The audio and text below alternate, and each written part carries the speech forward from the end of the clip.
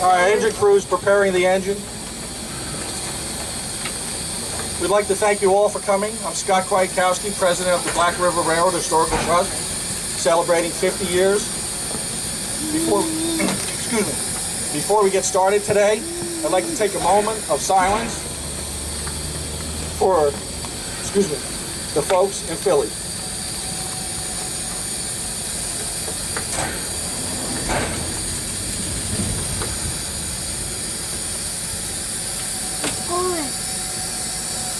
I'd like to introduce our general manager, Keen Berenga.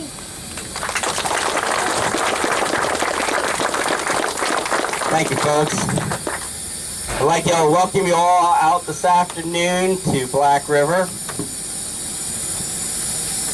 Anybody who's spent a day on our railroad knows that the history of the Black River and Western Railroad is a collection of 1 million personal stories and anecdotes.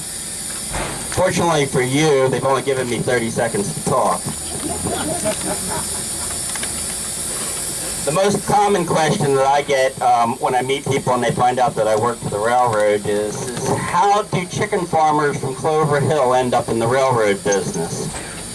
And of course the story there is that my grandmother and grandfather, and Richie, my cousin Richie's grandfather, they were Ralston Purina dealers down in Ringo's. And one day in about 1963, 1964, Bill Whitehead and his boys from up in Chester came down to Ringo's and they brought their steam locomotive with some old railroad cars with this dream of operating a tourist railroad. And I'm happy to have a large contingency of the Whiteheads here today. Raise your hands.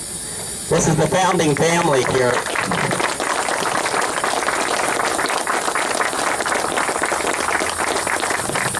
So that's how we got in the railroad business. Although a new detail came out this week. Amongst all the bad news, you might have seen some good news is on Tuesday, Yogi Berra turned 90 years old. So I asked Scott, I said, how long did he play for the Yankees? Was he still playing for the Yankees in 1965 when we started? And as it turns out, Yogi Berra's last bat for the Yankees was on May 9th, 1965, exactly 1 week before we started Black River. And if any of you know my grandfather, you know that he was a big Yankees fan, so it's possible that he was looking for something to fill up his weekends with Yogi Berra retiring, and that's why we're here today. So it wasn't, it would be very probable then that my mom and dad, who were newlyweds in 1965, should be here for opening day. But the real opening day story, I think, is that my mom brought my Auntie Mary with her, and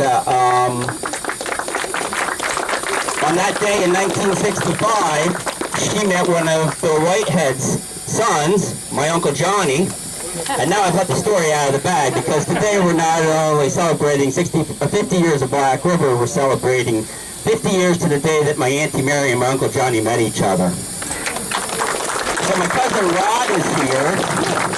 Where's Rod? And my cousin Mark is here, along with his wife and his 2 boys. And I can tell you that there are many other lives that are a direct result of Black River, and even many more lives that have been influenced by Black River. So, I guess for any company to last 50 years is something of a feat, especially as economies change and demographics change. Certainly, Flemington and Hunterdon County is a much different place than it was 50 years ago. 50 years ago, it was an agricultural and manufacturing center, and it was a destination for tourists. Of course, today, it's a home for many tourists. Well, I guess residents now. And so, over the course of the years, we've had to redefine what we do and consider that. Although I think that we're still relevant here in 2015, and maybe that's because our business plan, starting in 1965, was already based on obsolete technology. And I guess history never goes out of style. The other thing that's kind of remarkable about Black River is that for 50 years kind of really snuck up on us, as I guess that always happens. 25 years ago, which was just yesterday, we celebrated our 25th anniversary, and that was a miracle. And for Black River, it has been every one of 50 years we've had a couple of gut-wrenching months where we wondered how we were going to get through to the end of December, let alone the end of the decade or the end of a half a century. So this is a tribute to all the people that have helped us get here. Thank you for your support and your interest. And I think what most summarizes Black River is the words of the immortal words of Yogi Berra, which it ain't over till it's over. And I'm happy to say it ain't over yet. So it has been my entire privilege to be a participant in the Black River story. And now it is my privilege to introduce one of our chosen freeholders, John King.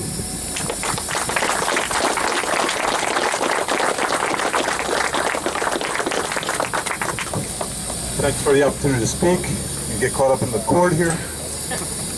If you didn't notice, by the way, Keen is sitting here with a badge on, and it says Nick Baringa, not Keen Baringa.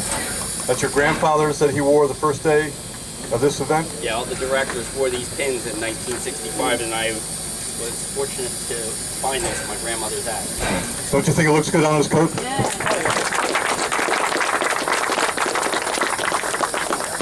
I've also noticed that kids who like railroads come in all sizes and shapes and ages and sexes. So, I mean, it's really nice to see you all here. I think back in about 1965, my dad gave away a Lionel set about this size for $25 at a flea market, and then caused a feud with the rest of the family for the rest of his life. But God bless him. It does not surprise me. By the way, we have Flemington's Mayor Phil Greiner here in the crowd as well. Everybody give him a round.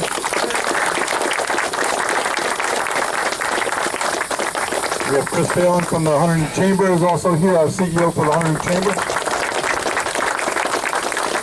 And I know I'm missing other people, but we're going to be introducing our special guest in just a moment.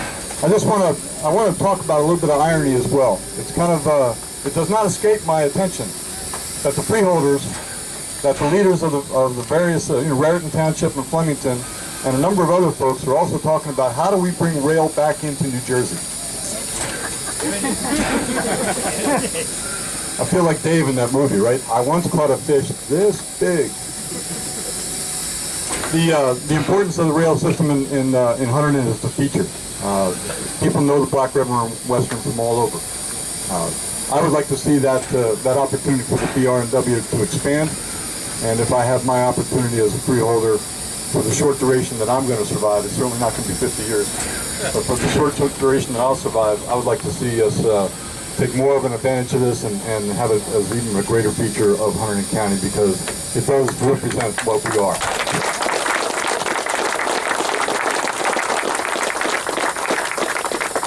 So ladies and gentlemen, that's it for me, because it's really hot out here in this blue sport coat, so I'm going to lose this in just a minute. But I wanted to introduce a very special individual. You gonna bring Chris Phelan up? Oh, bring Chris Phelan? Okay.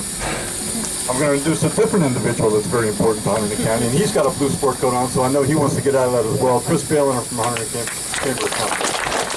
Thank you, John. I'll just be very brief. Just want to say on behalf of the Hunterdon County Chamber of Commerce and our business community, a very big congratulations to the Black River Railroad. We're here to celebrate their 50th anniversary. They have been such an important part of our economy, of our commerce, of our contributions, and to the tourism industry as well. So we just have a very small token of our appreciation on this point to recognize this special occasion here on May 16th, 2015. And again, congratulations on behalf of all of our businesses here in Hunterdon County.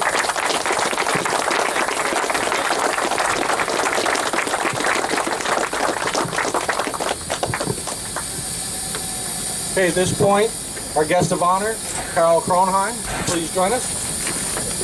Pete Reimer.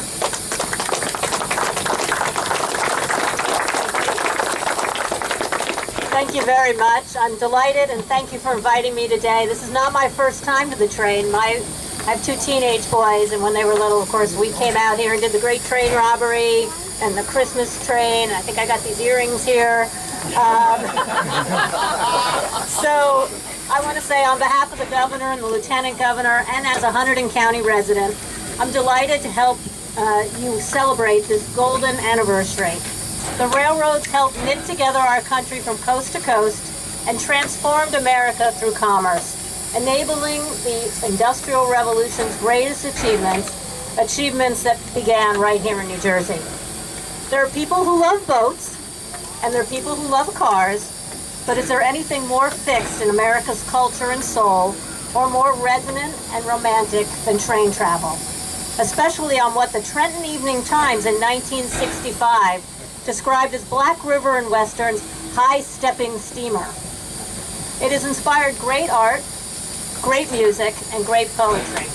Edward Hopper, Johnny Cash, and New Jersey's own Walt Whitman, just to name a few. The great 20th century poet Edna St. Vincent Millay said, "My heart is warm with the friends I make, and better friends I'll not be knowing.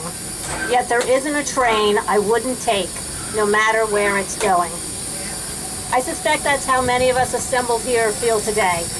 I want to congratulate the Black River Railroad Historical Trust, its president, Scott Kwiatkowski, Keene, the entire Whitehead family, and I have those articles from 1965, and you're all over those articles, and the many volunteers and supporters who make this possible. Some may ask, is this any way to run a railroad? And the resounding answer is yes. Yes, it is. You have helped the Black River and Western roll to 50 years, and I'm confident you will help this great line full steam ahead for the next 50. Congratulations, and thank you.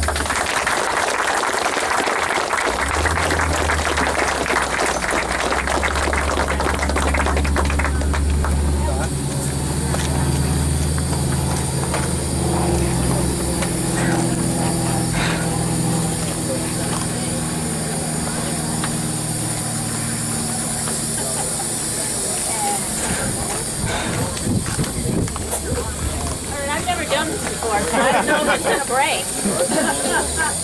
Don't worry, it'll break. Okay.